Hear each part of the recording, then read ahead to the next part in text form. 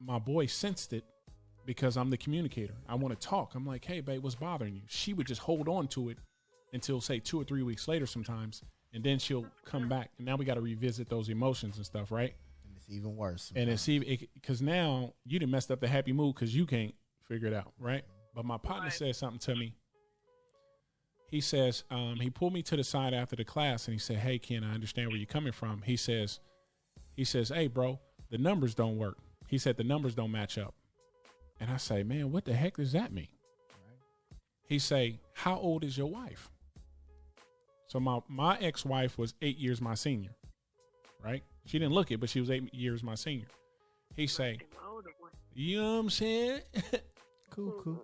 Go on and give me a cougar one time. Man. I done went through that phase though. It's cool. I still love my cougars, but nah, I'm trying to stay more to my age. But what he said was the numbers don't match. And I was like, bro, explain. He said, how old is she? I told him her age. He said, how old are you? He says, has she ever been in a serious relationship? And I was like, nah, I can honestly say I'm probably the first. He says, how long you been married? I say, bruh, it's been about 3 years. You're expecting her to know some things that she's only going to learn down the road. Man. Because she's never experienced it before. Man. You can't put that expectation that it should come natural to her. And I was like, dang, bro, you right. He said, some of that stuff, man, she's not going to get right away. Like, your ex might have got it. It came natural to her, but this is a different person. So what are you going to do about you and how you expect her to, how you going to approach that situation? I said, dang, I got to be a little bit more patient. What do you think about that, Steph?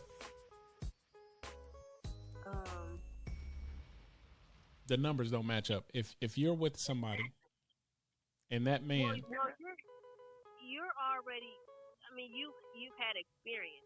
She hasn't. Right. But you went in with the expectation because she's older, maybe. Yes. She should automatically assume, you know, I should assume she knows how to communicate. I should assume she knows how to cook chicken. I should assume she, you know what I'm saying? Facts. You already went in with the assumption because she's an older woman that she knows she's had experience and blah, blah, blah. But in your case, she was a blank canvas and didn't have that experience. Right. So along the way, you know, you had to teach her some things, but you know, it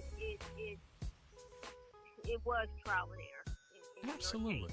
Absolutely. So, I had to show her more love.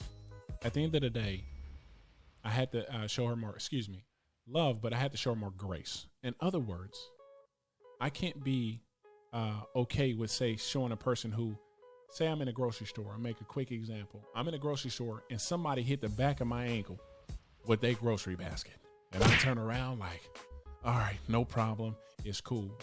Or somebody driving in the car and they cut me off. A lot of times I felt like we give people outside of our relationship more grace than we give the person that's in our house. True. right. True. And it for whatever weird reason that is, we do it naturally. So we have to be mindful not to show others more grace than we show our spouse. You know what? Right, but at the same time, you know, the other person have to learn to reciprocate that. Absolutely. Also, you can't always be the one that's giving grace and giving. I'm giving chance, because if she's not learning from what you're trying to teach her, right, then clearly she just don't care, and she's already set in her ways, and you just gonna have to deal with it. I agree. You know what? Actually, to actually go back to what you just said, I totally agree, man. I feel like sometimes relationship-wise, you more so look at certain people, your spouse, your girlfriend, your boyfriend, even friends at that nature. You look at them like, man, we close.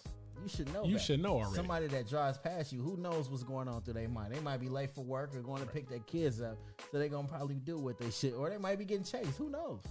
But if we're in a relationship and you in the same house as me or apartment, whatever, man, and we holding it down or together, we should be holding it down together. I think sometimes with that, man, it goes without a question. You need to understand. Well, if we, that's the thing. That by itself is an expectation. True. So that's assuming that they're going to understand. True. And we can miss it. I'll put it to you this way. We're not talking about it You still there, Steph? Yeah. Okay, cool. We're not talking about it, but think about it. If we can miss it because we expect somebody to understand our love language. Yes, right. I've definitely I've done that. I think we all have. Trial and error. If I'm assuming that you are going to know my thoughts, or if I'm assuming you should handle a certain situation a certain way, that's me. My love language could be words of affirmation, words of encouragement, or different things. And that person doesn't meet your love language. And a love language is probably honesty, clarity, and communication, whatever. That can be my love language. Cooking. And then that person doesn't meet that. We setting ourselves up for failure because we don't understand their love language, and they may not understand ours.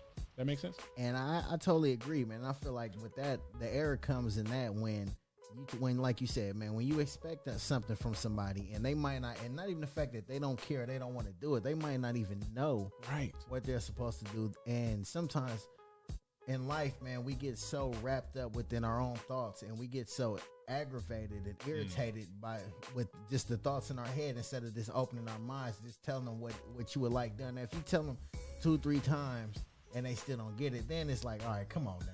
Yeah, let's talk. But sometimes people really don't, you don't understand what somebody likes, or what somebody knows. Do you agree, Ms. Steph?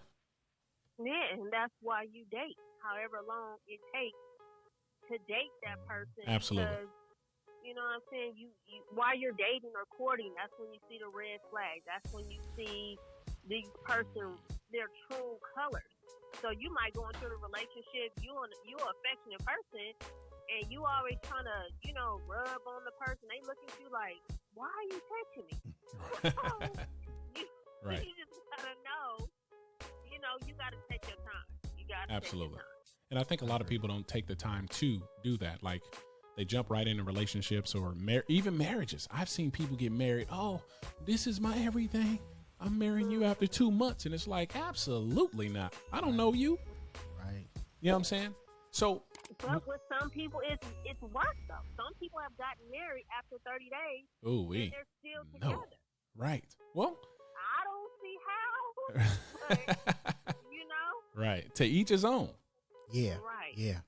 And I think that, sometimes having expectations is a good thing, because what you do is you're challenging the person to meet that expectation, and them, I believe they're challenging you to meet a certain expectation. Like, for example, if a woman sees a guy, she knows this guy has potential, she's expecting him to provide later and all these different things. There's certain good expectations to have, because expectations, I believe, creates boundaries, certain boundaries. Agree. Definitely. You won't be wasting a lot of time. So certain expectations, I believe, is good. Some of them, no. Nah, I think we have these hidden expectations, and when people don't meet them, it causes havoc. Kind of like you just said, as far as the expectations, man. I mean, everybody expects to be great. Yeah. So in so many ways, man, if I see something that you're doing, you see something that I'm doing, meaning relationship wise, and only thing we can do is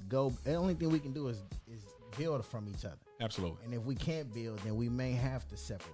Yeah. But for the most part, man, the only thing we can do is build. If you, even cooking wise, man, if you see your husband cook some way, or you see your wife cook some way, and maybe you decide that you want to do something different, just stop and sit back, and while you're having a conversation with the person while dinner is being cooked, sit there and understand, or just pay attention. You don't have to speak on it, but pay attention to what they're putting in the meals, right? Or how they prepping the meals or whatever. And then the only thing you can do is use that and put your own sauce into it, man. And if you don't, it might not happen right the first time, right, or the second time, But I mean, it's all trial and error.